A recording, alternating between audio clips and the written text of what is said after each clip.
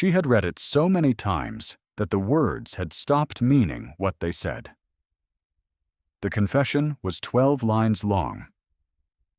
It bore her name in the Duke of Wexmoor's solicitor's hand, a careful copperplate that made her signature beneath it look ragged by comparison, as though her pen had trembled. It had. She had not forgotten the afternoon they sat her in that chair, the document already written out and waiting, the solicitor standing with his back to the window so that the light was in her eyes, and not his. She had not forgotten the Duke himself, standing near the hearth with his silver watch chain catching the firelight, his expression politely impatient, as though waiting for her to finish an inconvenient errand. She had not forgotten what he told her would happen to Agnes if she refused. Agnes, who was 17 and had no people of her own, and had made one terrible mistake that the Duke could have overlooked or could have used. He had chosen to use it. Cecily Ashmore folded the confession along its crease and pressed it flat against the writing table. Outside the window of her hired rooms in Clarges Street, London was beginning its second week of November, a cold that came in under the door no matter how she pressed the draught with a folded length of wool. The candle nearest her left hand had burned to a nub. She did not yet rise to replace it. She sat with her fingers spread across the document and listened to the city and thought about what she intended to do in the morning. If you have ever sat with a paper that could ruin you and felt the strange calm that comes when you have stopped trying to find a way out and started looking for a way through, then you will understand something of what Cecily felt in that hour. If you have not, stay close. The Duke of Wexmoor had her brother's name in that document. Edmund Ashmore, deceased, of the late firm of Ashmore and Carrick, had been accused of receiving stolen rents on behalf of a scheme he had not designed and barely understood. Edmund was 3 months in the ground. He could not defend himself. Cecily could. The confession she had signed said otherwise. It said she had known of his actions, had concealed them, had benefited from them. None of it was true. The document in her hands was the shape of a lie, and the lie had been pressed into her keeping like a stone into soft clay. She had kept it 6 weeks.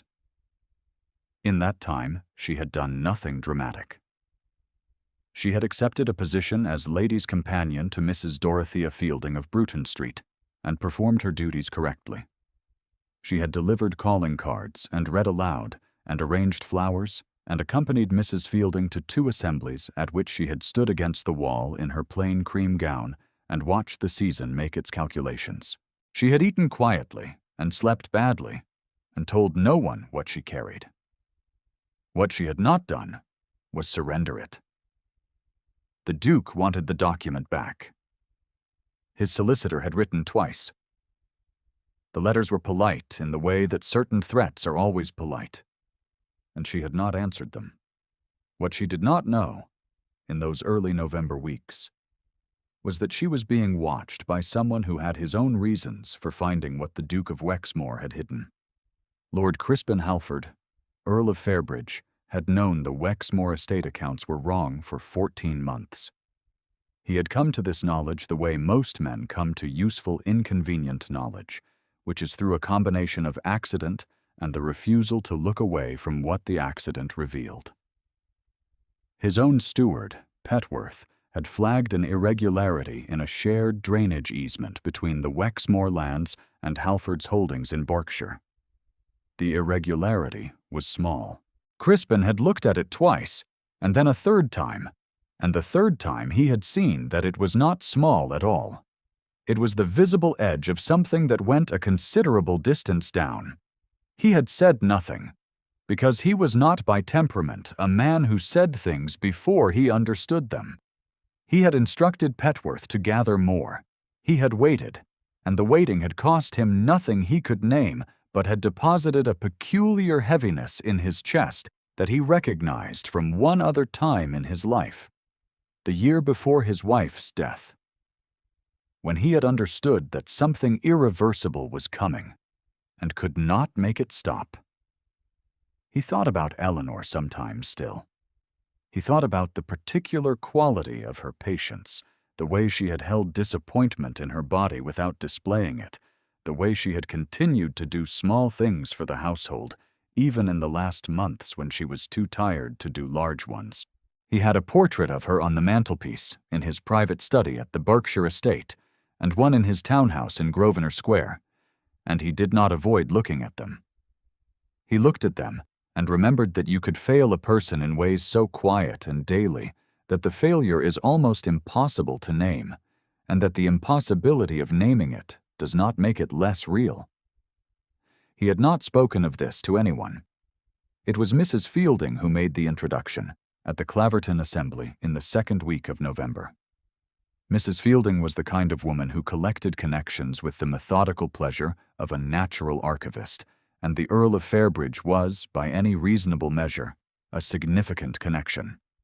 She brought Cecily with her everywhere because she found silence useful, and because Cecily's silence was of the variety that did not disturb the room.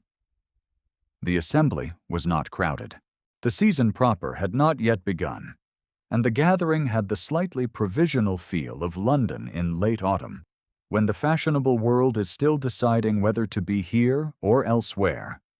Lady Vane was present, which meant the Duke of Wexmoor was likely to follow.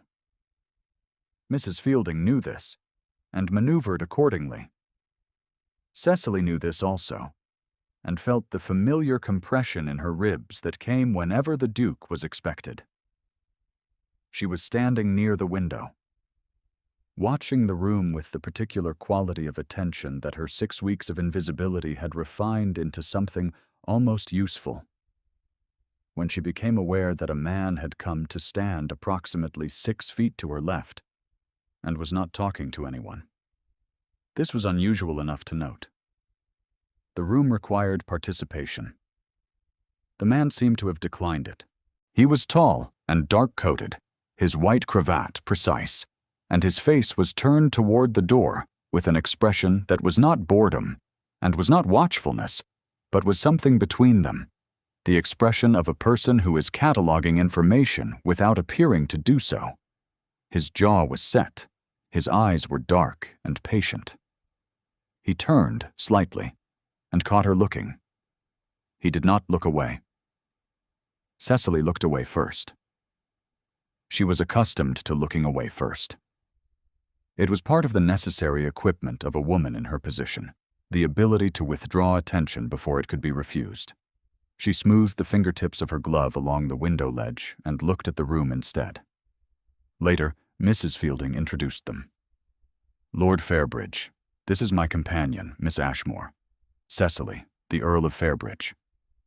Miss Ashmore, he said, his voice low and level, the kind of voice that did not need volume to carry.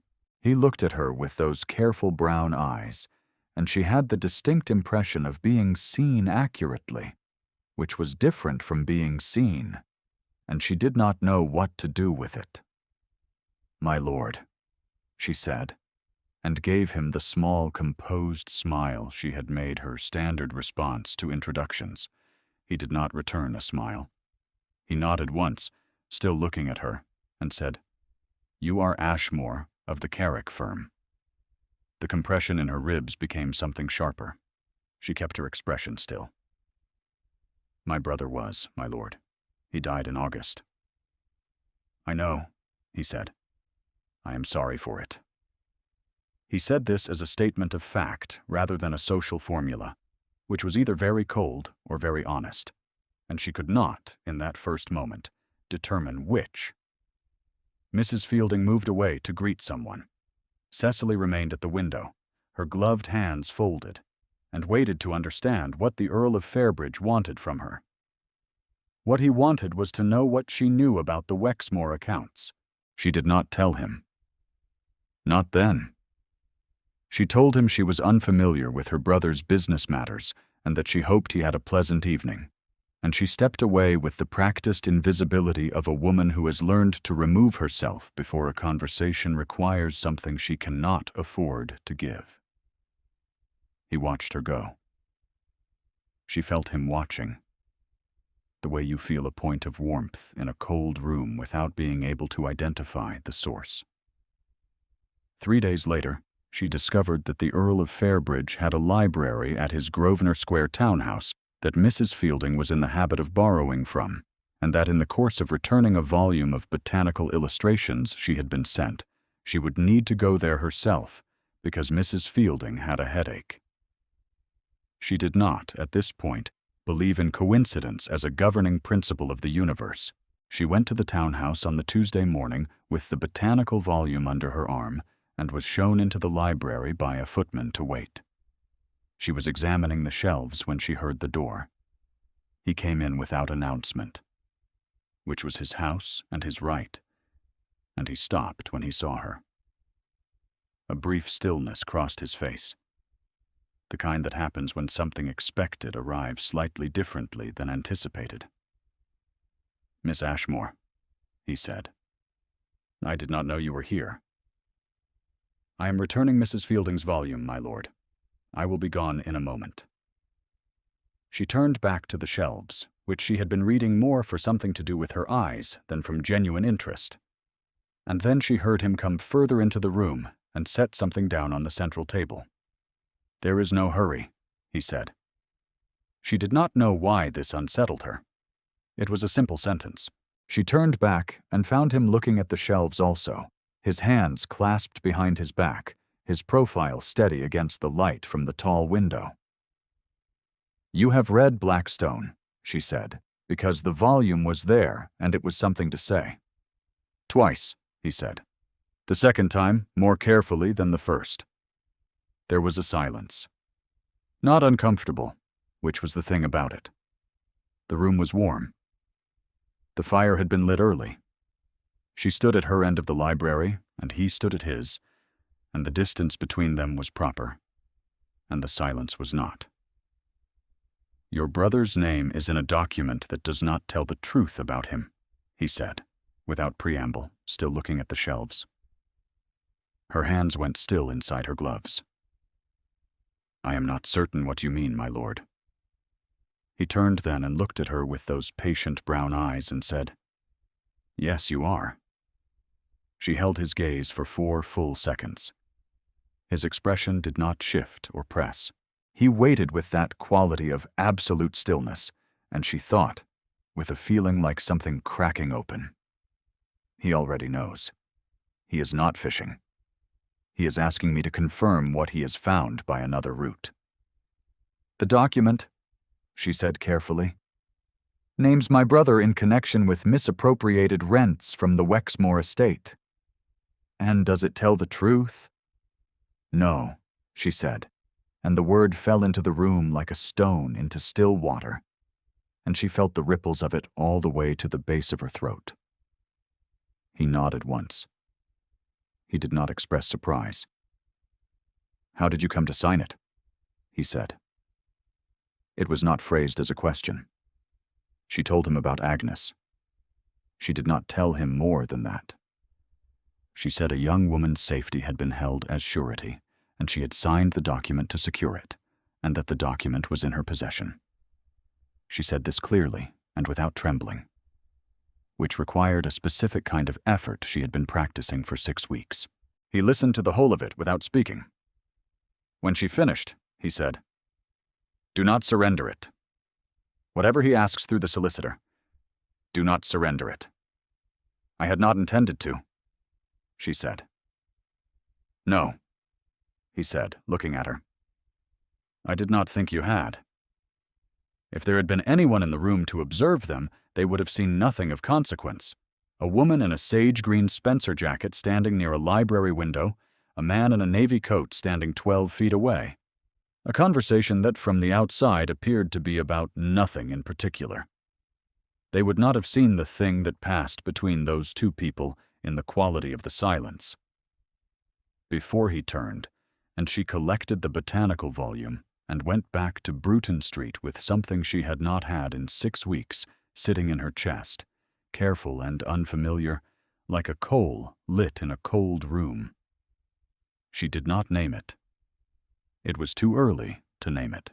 The season proper began in the last week of November, and with it, the Duke of Wexmoor returned to London in full force. He was 62 that year, and had been a duke for 30 of them, which meant he had lived for 3 decades in the assumption that his displeasure was consequential and his patience was a gift to whomever received it.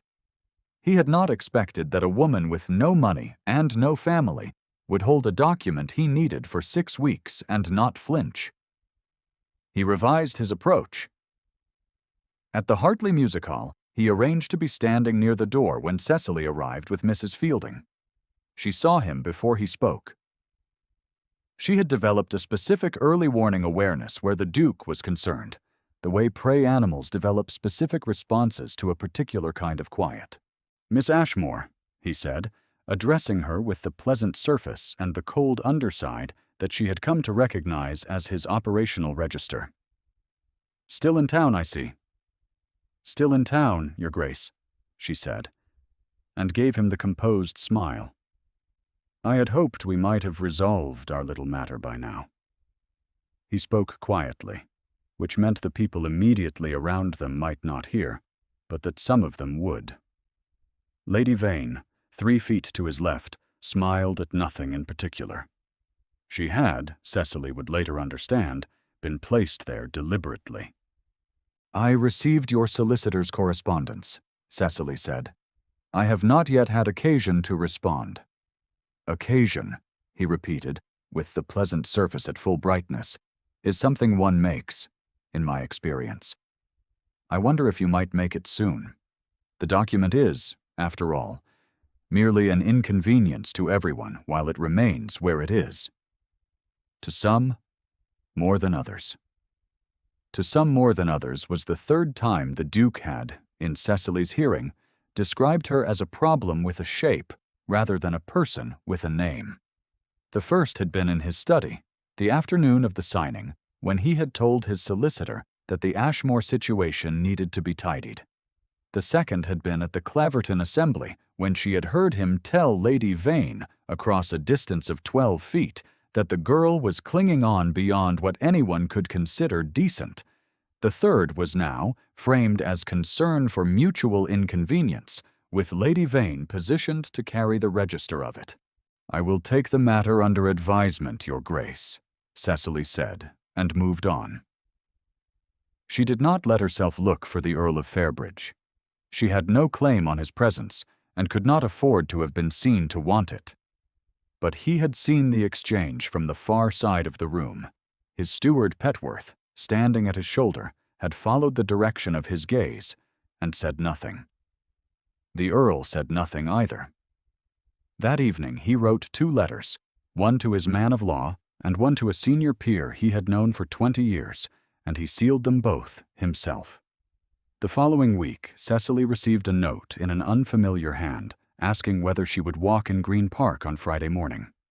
The note was signed Fairbridge and contained no explanation. She went. She was accompanied by Agnes, who was now in Mrs. Fielding's kitchen, and therefore theoretically a chaperone of the least official variety, and who walked a conspicuous distance behind on the path while pretending to observe the birds. The Earl met her at the gate.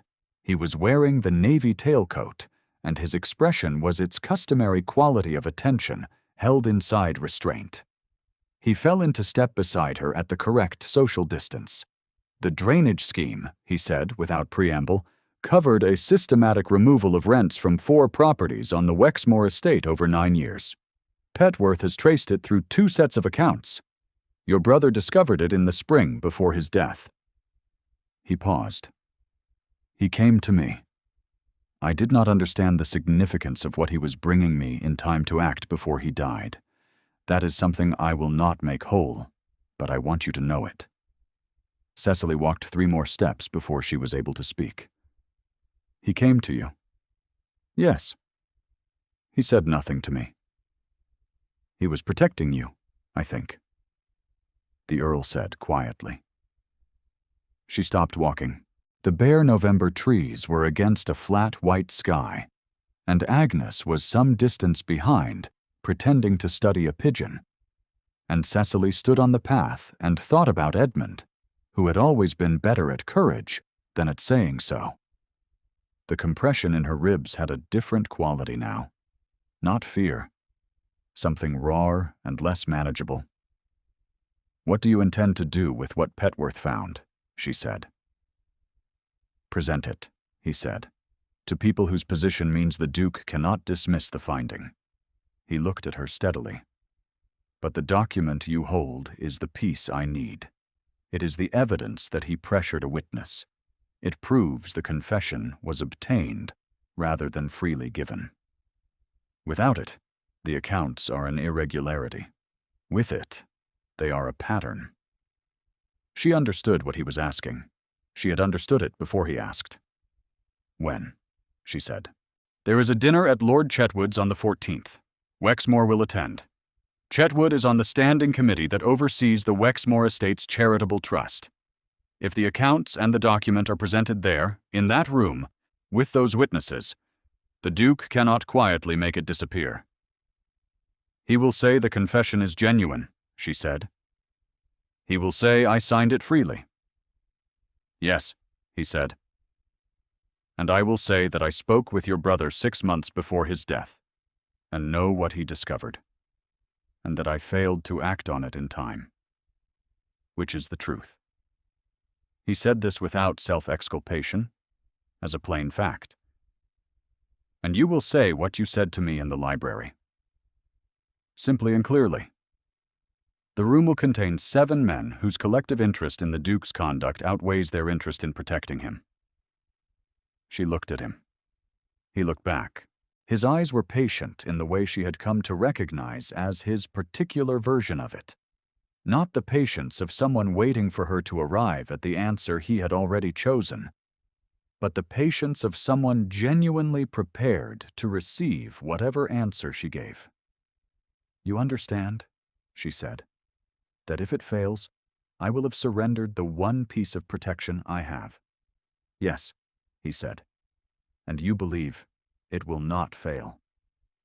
"I believe," he said carefully, "that the risk of acting is smaller than the risk of continuing to hold that document alone." She thought about Agnes, who was 17, and had the particular resiliency of young people who have had no choice but to be resilient. She thought about Edmund on the last afternoon she had seen him, distracted and not saying why, and how she had not pushed because she had been tired and there had seemed to be time. She thought about 6 weeks of sitting alone with something that should not be hers to carry. She thought about the Earl of Fairbridge, who had a portrait of his dead wife on his mantelpiece and did not look away from it. "Very well," she said. Something shifted in his face. Not a smile. A brief settling. The way a room settles when a door that has been ajar is drawn quietly closed. He said, "Thank you." And the words were level and meant. And she felt them land in a way that was different from how people usually said things to her. They walked back to the gate. Agnes fell into step behind them with the studied casualness of someone who had definitely been listening to the birds. The dinner at Lord Chetwood's was on a Thursday, which meant the 14th of November, which meant 12 days from the walk in the park. Cecily spent those 12 days in a state of controlled internal weather that she did not show to Mrs. Fielding or to Agnes or to anyone. She continued to deliver calling cards and read aloud and arrange flowers. She ate correctly. She slept badly. She took the confession out twice and read it and put it back. On the afternoon of the 13th, a note arrived. It was from the Earl, and it said only that Petworth and the second account were in order. "The room will know what to do with what you bring." She read this note 3 times. She did not keep it. The dinner at Lord Chetwood's on the 14th was formal and relatively small. 30 guests at a long table in a dining room with good candlelight and the discreet efficiency of a well-ordered house. Cecily attended as Mrs. Fielding's companion, which meant she was present and technically invisible, seated at the table's lower end between a solicitor's wife and a younger son, who spent the meal addressing most of his conversation to the solicitor's wife. She was comfortable with this. Invisibility had been her condition for 6 weeks. She knew how to sit inside it without letting it show. The Duke of Wexmoor was 8 places up the table, near Lord Chetwood. He had seen her when she entered. His gaze had moved across her the way it always moved across her, the assessment of a man computing a problem he expects to resolve at his convenience. The Earl of Fairbridge was across the table and 4 seats to her left. He had arrived after her. When he sat down, he did not look at her immediately. He looked at the table, at Chetwood, at the room, then briefly, at her. And the quality of that glance carried everything. They were in place. They would proceed. She ate the soup and the fish course, and did not taste either. Her hands were steady on the cutlery. She had placed the document in her reticule before leaving Bruton Street, where it had sat against her thigh all evening like a coal held close. The moment came after the second remove, in the way that moments at formal dinners sometimes do. In the pause, when the footmen are clearing and the conversation is general, and nobody is committed to any particular exchange. Lord Chetwood had been speaking about the drainage easement on the Wexmoor property in Berkshire. It was not an unusual topic. It was exactly the topic that Petworth had been cultivating with Chetwood's secretary for 11 days. The Duke set down his glass. "I understand," the Duke said, with the pleasant surface and the slight elevation that comes when a man of his rank decides to make something clear, "that there has been some confusion about the account records.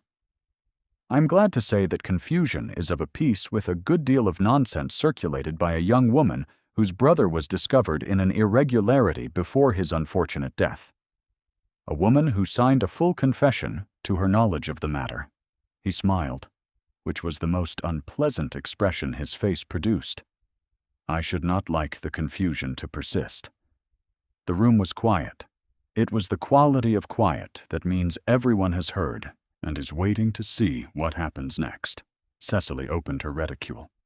She drew out the confession, folded along its crease, the broken red seal facing up, and she set it on the table before her. She did not stand. She did not raise her voice. She spoke in a register that was quiet enough to require the room's attention, and precise enough to hold it. "This is the document to which the Duke refers," she said. "I did sign it. I signed it in the Duke's study on the 24th of September of this year, in the presence of his solicitor, after the Duke informed me that a young woman in my care would face a charge of theft if I refused. She was 17. The charge would have been false, as the Duke was aware. He was also aware that the document he had prepared for my signature bore my brother's name in connection with rents that the Duke himself had diverted from his own estate over 9 years. My brother did not benefit from those rents. He discovered the diversion. He brought that discovery to Lord Fairbridge in the spring before his death." She paused. "I am happy to say so again. Or under any form of examination the gentlemen present consider appropriate." Silence. The Duke had a particular color. It ran from the base of his neck to the edge of his silver-streaked hair in the space of 6 seconds, and the room watched it happen with the collective-held breath of people who are witnessing something that will be described for years. "That is a considerable fiction," he said, and his voice had lost its pleasant surface down to the cold metal underneath. "It is," said Lord Chetwood, who was looking at the confession on the table, and had been a magistrate for 22 years. "A sworn account made in front of witnesses, which is more than the document on the table can claim, given the circumstances of its creation." He looked at the Duke with the calm of a man who has been waiting for this room and this moment for 11 days. "Your Grace, I think we had better speak tomorrow morning." with the accounts. The Earl of Fairbridge had not spoken. He was looking at Cecily with those patient brown eyes, and something in his face had settled into a particular stillness, the kind that means a long-held tension has finally been permitted to release. The Duke looked at Cecily once more. His pale gray eyes moved across her with calculation, and she sat with her hands flat on the table and held his gaze, and did not look away. And after 4 seconds, he was the one who looked down. She had not expected to feel so little triumph. What she felt was something quieter and more structural, as if a wall she had been holding upright with her body for 6 weeks had finally been permitted to stand on its own. The dinner continued, because formal dinners do. The second wine was poured. Mrs. Fielding, who had arrived late to understanding what had just occurred, pressed Cecily's hand under the table with a firmness that communicated volumes without naming any of them.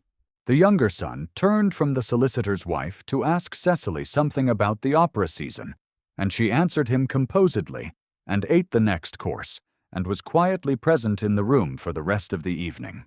The Earl of Fairbridge crossed to her side when the company rose. He came through the withdrawing room with the directness of a man who has decided to cross a room and does not need an occasion to do it. He stopped beside her, close enough to speak without the room hearing, and he said, "You did that well."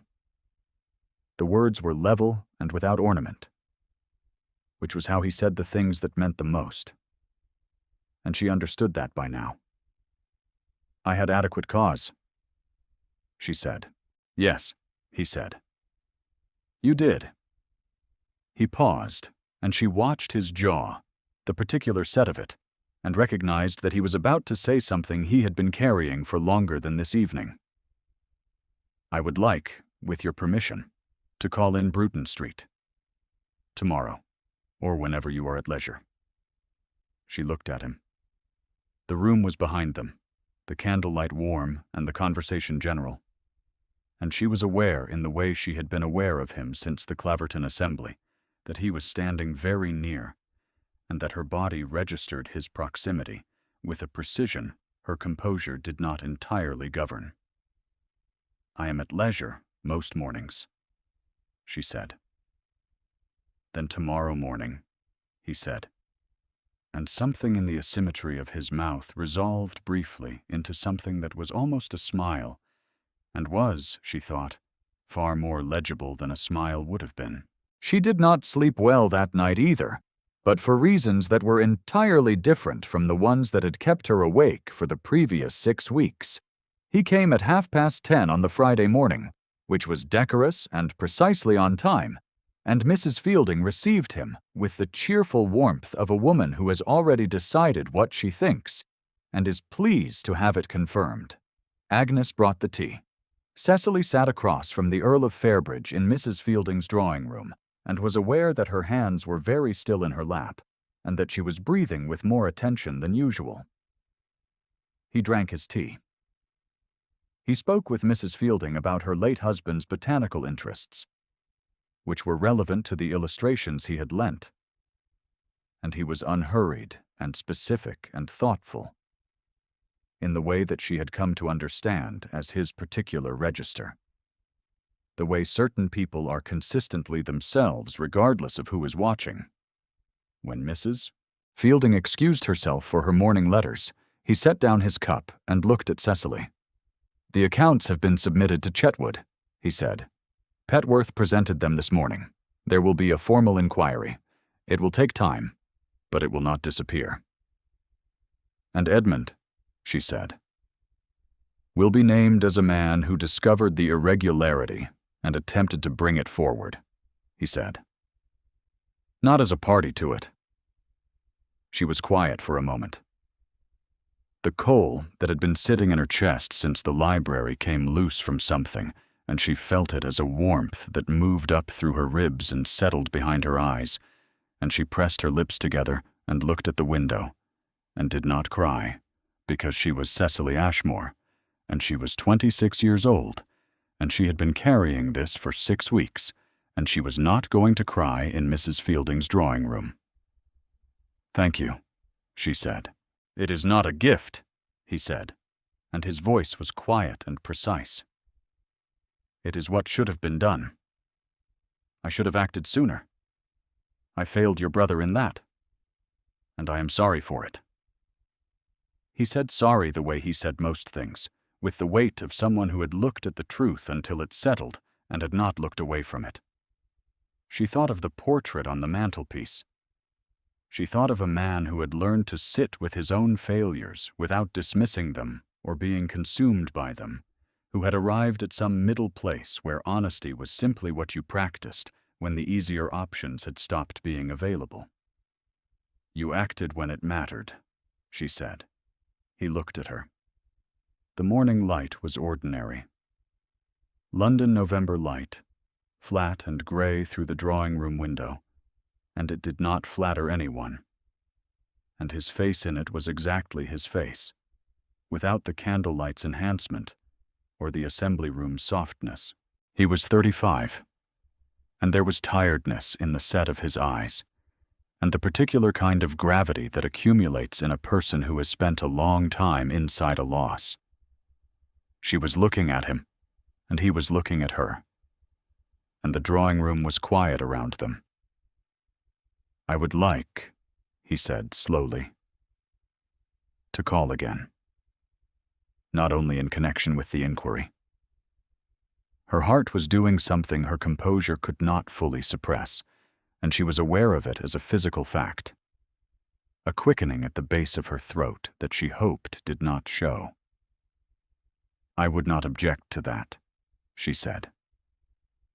"You are not obligated to permit it," he said, which was the kind of thing he said that she had come to understand meant he was being scrupulously careful about the difference between his rank and her position, and that the carefulness came from a specific kind of respect. "I am aware that I am not obligated," she said. "I am telling you that I would not object. Those are different things." He was quiet for a moment. Then he said, "Cecily." Just her name once, as though he were confirming that it was hers. She had never heard her name in that voice before. She felt it in her hands. "My lord," she said, and heard her own voice come back to her steadier than she expected. His eyes were warm, which she had not seen in them before. They had been patient and attentive and careful, and once or twice, something close to troubled, but not warm, and the warmth changed the shape of his face entirely. He did not take her hand. He did not reach across the distance that propriety required. He sat where he was and looked at her with that warmth, and she looked back, and the distance between them was correct, and the silence was full of everything they had not yet said and would have occasion to say. He called the following Tuesday, and the Thursday after that, and by the last week of November, a particular kind of knowledge had settled between them that did not require declaration to be real. The inquiry proceeded through December in the careful administrative manner of such things, measured and inexorable, requiring Cecily's formal deposition, which she gave in a solicitor's office on the 15th with the Earl's man-of-law present, and her own account rendered in plain and sufficient language. The Duke of Wexmoor retained counsel who attempted, twice, to characterize the confession as legitimately obtained. The characterization did not survive the account records and Petworth's testimony.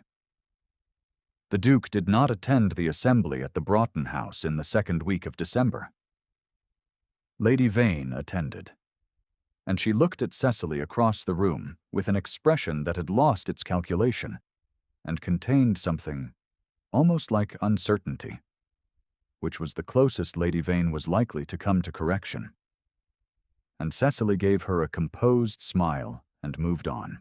There is a particular quality to December evenings in a London drawing room when a fire is lit early and the snow has begun outside the window, the way the room contracts around its warmth, and the outside world becomes a white field of suggestion rather than a set of specific pressing facts. Cecily sat that evening by the window at Bruton Street with the confession on the table beside her, unfolded for the last time, the broken red seal catching the firelight. She had been told she could retain it until the inquiry concluded and it was formally received as evidence. And then it would be held by Chetwood's office, and she would be given a receipt. She had agreed to this. She found she did not mind releasing it. It had been hers for 10 weeks, and it had never, even for an hour, been a burden she had chosen. She was ready to give it to the room that could do something proper with it. Agnes came in to draw the curtains and paused when she saw the document on the table. She was 17, and there was a quality in her face when she looked at it that Cecily recognized as a kind of surviving. The way young people who have had reason to survive carry the knowledge of it quietly in the corners of their expressions. "Are you all right, miss?" Agnes said. "Yes," Cecily said. "I think I am." Agnes drew the curtains. The snow continued outside them. The fire settled in the grate with a small sound, and Cecily folded the confession one last time along its crease and set it in the small wooden box she had prepared for it, and closed the lid. The Earl of Fairbridge called on the 21st of December, which was not one of his usual days, and when Mrs. Fielding received him, she found a particular quality of purpose in his manner that she recognized from having been married for 30 years to a man of a similar register and being extremely fond of it. She gave him the drawing-room and the occasion, and went to see to her letters, with a cheerfulness that was only partly strategic. He stood when Cecily came in and looked at her with those patient, warm eyes, and said, without preamble, "I am not going to make a long speech. You will understand why." She did. She stood near the door and looked at him, and felt the warmth in her chest that had been building since the park and the library, and every careful, unhurried morning visit, the warmth that had been accumulating like interest on something fundamental. And she waited. "I am asking you," he said, "to marry me. Not because of the inquiry, not because your situation requires it, and not because of anything that has to do with duty or obligation or practical advantage. I am asking you because you are the clearest person I have met in many years, and because the rooms I have been in since October are better when you are in them, and because I would like, with your permission, for that to continue." She looked at him for a long moment. The fire was lit. Snow was outside. Mrs. Fielding's drawing room was small and ordinary, and the morning light was doing its flat gray London November work on both of them, without flattering either. "Yes," she said. "You have my permission." He crossed the room in 3 strides and took her hand in both of his, and she felt the warmth of them through her glove, and he looked down at her with a steadiness that she understood was not restraint, but simply the quality of a person who had been waiting long enough to be completely certain, and was now arriving. "Cecily," he said. "Yes," she said again, and it was the simplest and most accurate word she had said in a very long time. They married in January at the church at Fairbridge in Berkshire, quietly, with Mrs. Fielding and Petworth as witnesses, and Agnes in a new dress that she examined with the satisfied attention of someone who has not had a new dress in some time. The inquiry concluded in February, the Duke's accounts placed in the hands of the Standing Committee, and Edmund's name was restored in the formal record to what it had always been, the name of a man who had seen something wrong and had tried to say so. By the following spring, Cecily had a house. Not the hired rooms in Clarges Street or the careful distance of Bruton Street, but the Berkshire estate with its early kitchen gardens and its library, and its portrait of Eleanor on the mantelpiece, which she looked at sometimes and understood as she understood most things that mattered, without needing to explain it. with something close to gratitude for the woman whose patience had taught the man she loved to pay that quality of attention. The wooden box with the confession sat on the writing table in her new study for 1 week after the inquiry's conclusion. On the 8th day, the receipt arrived from Chetwood's office, the document properly registered and in the custody of the committee. She opened the box and found it empty, which was correct, and set the box on the shelf where the Blackstone stood, and sat down at the writing table in the morning light. The Berkshire spring was already beginning outside the window. A thrush was doing something purposeful in the kitchen garden. Agnes, who had come with her as her personal maid, was audible somewhere in the upper passage, engaged in what sounded like a spirited opinion about the placement of a particular carpet. Crispin brought her tea at 9:30, which was not his habit, but which he had apparently decided to make his habit, and he set it beside her on the table without comment, and went to look at something on his desk, and she watched him for a moment with the particular attention she had developed over the winter for the ordinary details of his presence, the way he stood, the set of his shoulders when he was reading, the slight asymmetry of his mouth when he was almost about to say something and had not yet committed to it. She thought, "I am here, not enduring, not carrying. Here." Outside the window, the thrush had found what it was looking for. Thank you for staying until the end. If Edmund's quiet courage, or Cecily's, left something with you, tell us about it in the comments. Stories like this one keep only as long as the people who carry them forward.